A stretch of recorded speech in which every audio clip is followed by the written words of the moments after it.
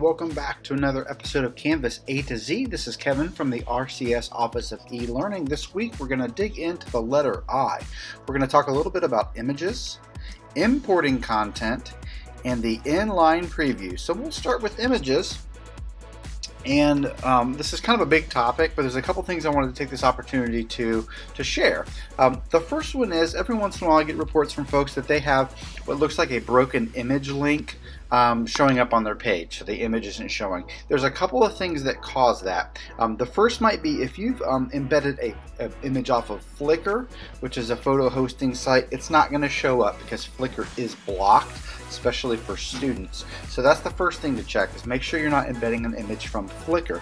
The other thing you might want to do, if you're in Chrome specifically, is every once in a while I've seen it where just things get log jammed and you actually need to clear your browser history in order for that image to show up. So there's little settings over here, and you'll see a little settings icon there in Chrome. If you get on the more tools and then do clear browsing data, that can clear that up. The third culprit is that the image that you're putting on the page just isn't in your course anymore. So you've deleted it and it's still trying to show it. So that's kind of some things I want to talk a little bit on images.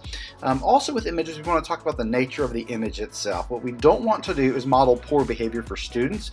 By that, what I mean is using photos that are copyrighted or they're licensed in such a way that you really don't have permission to be using them on your page. We wouldn't want our students to do that, so we want to make sure that our teachers are not doing it either, as we're depending on our teachers to really be the great models for how to use online work. So there's a couple of websites you can use that are going to make this a lot easier. First thing I want to show you is if you're in Google and you do a Google search, maybe we want images of FDR. So if I just click in Roosevelt and look at images, what's going to come back is every image that's tagged or labeled or saved as or referred to as I just put Roosevelt in actually, so I should have been more specific on mine and put FDR, but you can see we've got Teddy in there too.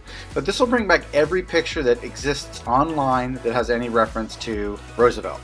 All right, some of these are copyrighted, some of them are not. The question becomes, how do I know? Well, there's a cool tool in Google when you're in images. So you search for the word or person, you click images, and then what you do is you go over to tools.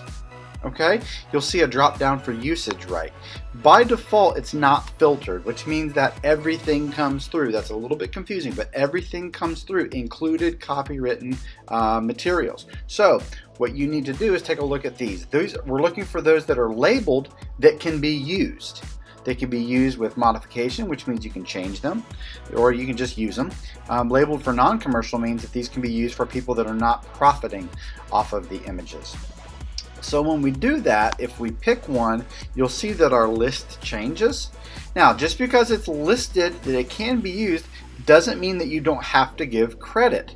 For example, if I click on the picture of FDR there, I can see the images may be subject to copyright. So what you actually need to do is do a little bit more digging and actually go to the site itself to see what their copyright rule is on that image. So it's not easy, but it's worth doing. If you get in the habit of doing this, it makes it easier for you to use images guilt-free, knowing that it did not violate copyright. So another tool is what's called Creative Commons. You can use this for all kinds of media, but specifically for pictures. So if you actually go and search the Commons, we're going to actually use this Creative Commons Search Beta. And what's really cool about this, so let me look at Roosevelt, and there's some pictures of Roosevelt. These are pictures that are licensed in Creative Commons that say that you can use them. But what's really cool about these is when you actually get the image, it gives you all of the attribution information.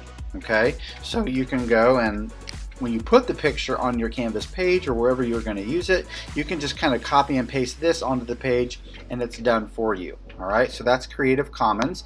I want to jump over to this one called Photos for Class. It's a very similar concept, but it takes it one step further. So if I look at Roosevelt,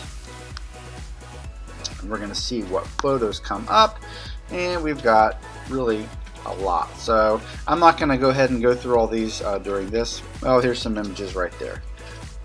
There's Teddy. So if I wanted to use this one, what's really cool about these is that when you download them,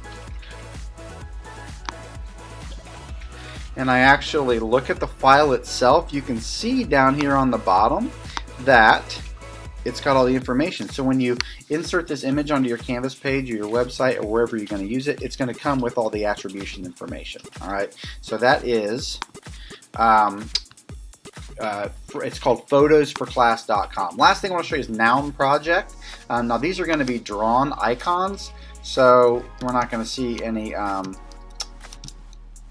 images of FDR or Teddy in there, but whatever you want to look for, there's icons that people have added. It's very similar, but this is for people if you kind of want black and white versions, icons. These are kind of cool to put on your pages, but what's cool about these, I'm not logged in, but when you download these, if you choose the Creative Commons license, it'll actually download the image and then the attribution will be on there as well, just like on Photos for Class. It's really simple. So that's just a little bit about images. The next thing I want to talk about in our episode today is, over here, importing. So importing content, what that means is brand new semester, brand new term, and you don't want to have to recreate everything that you've done in previous semester. So the way we do that is you go under settings for the new course, and then over here we're going to look for import course content, and what it's going to ask you is just a few questions. First of all, what is it? 99% of the time you're going to want to use Canvas course. It means you're going to be bringing in part or all of a previously used Canvas course. Some of these other more exotic imports are going to be if you're importing content from another LMS, for example. But what we're going to do is copy a Canvas course. Then it's going to ask for what course. So you're going to need to know the name. Now mine doesn't have a drop down since on my admin account I actually have access to all the courses. So you'll have a little drop down arrow. Make sure you pick the correct course and year that you want to bring it in from. Two choices here: all content, specific content. Let me just see here. I'm just going to put an example in here. Okay, you're pretty much always going to want to do specific content, because if you say all content, it's going to bring everything from announcements to discussions to calendar dates, settings. That's probably going to be too much and it's going to cause issues. So just do select specific content, and we're not worried about adjusting events and due dates. That's a little bit more extensive. But when you click import, you might think something should happen, but what it's doing now is waiting for you. So under current jobs, you're going to click select content, and then you're going to tell it what you want. If you want to bring all assignments in from a previous class, click the checkbox. If it's only specific assignments you want, click the down arrow and pick the ones that you want. This is my sample course, so it's a really bad example. But if I look at the quizzes, for example, if I just wanted that CFA there and that particular quiz right there, I can just choose that. Same thing, you can do question banks, you can do, this is a little confusing, the term wiki pages, that's kind of an old term they use, but it's really just referring to pages that are in your courses. So if you want that course there, if you want that home page, if you want course resources, if you want parent information, whatever you want, you can just do that. So after you have selected what you want to come over, you click select content. Usually takes just a few seconds depending on how much stuff you're bringing over. But the next question we usually get from people is, well, where is my stuff at? Well, it really depends on what it is. If it was a page that you imported, it's going to be accessible under pages. If it's an assignment that you imported, you get to it under assignments, and so on and so forth. So files, syllabus, even the settings that you bring in, it'll all be accessible through the actual course navigation there. So I'm bringing a few larger things in, so it's taking a little bit longer than I planned on. So let's see. But once that's finished, it'll show up in those areas. I'm going to go ahead and jump ahead to something else. So the last thing I want to talk about this is a pretty cool trick called Inline Preview. What that's for is, let's say you have a file, so it's a Word document, it's a PDF, it's a PowerPoint, it's some sort of physical file that you want to make accessible in your course, but you don't want to have to make the only way kids can access it is to download it, because that's going to take up memory. You're going to have redundant copies of something out there. So what's really cool is there's a way that you can actually make the file show up on their page without having to download it.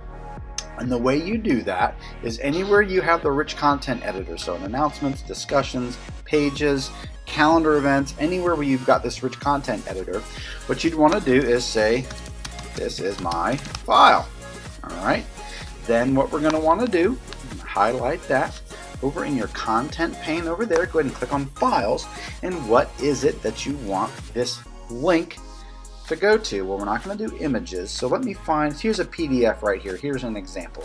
I'm going to go ahead and click that, and I can see that it flashed, which means that this link now, if you click it, it will download it. But there's something cool we're going to do here. I'll actually hit save so we can see this.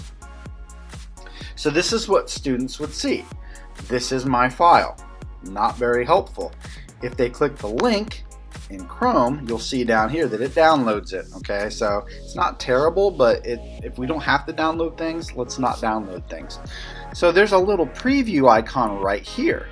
If they just click on that, it will actually open up the file right there on the page in the preview window. This works with PDFs, this works with Word documents, it works with PowerPoints, it works with a lot of different file types. Keeps them from having to download it. But there's one thing that we can do to take this a step further. And this is something you'll have to do a couple of times before it gets really familiar to you. But this link that we linked to the file, if you highlight it, you got to highlight the link, then click on this link to URL button. You'll see a couple of options here. Okay, you can disable the ability to preview the link, which I don't see a reason for that, but it's on there, so I'm sure someone has a reason for it. But what I want is auto open, the inline preview. Now after you check that, you have to hit update link. You will forget to do that, trust me, I've done that a million times. Now after you hit save, when your students get to this place, whether it's an announcement, a calendar event, a page, wherever, it will automatically open that file on the page so they don't have to download it and they don't have to hit that preview button. And if they want it to go away, they can click minimize. Alright, so we talked about images, we talked about importing content, and we talked about Roosevelt's. So images, importing content, and inline preview. If any of these are areas that you want some more support with, make sure you reach out to a member of the e-learning team. We are here to help. And until next week, have a great day.